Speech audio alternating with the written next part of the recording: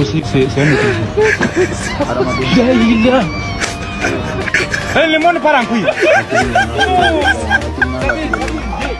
J'ai du mal à imaginer. Là, le site.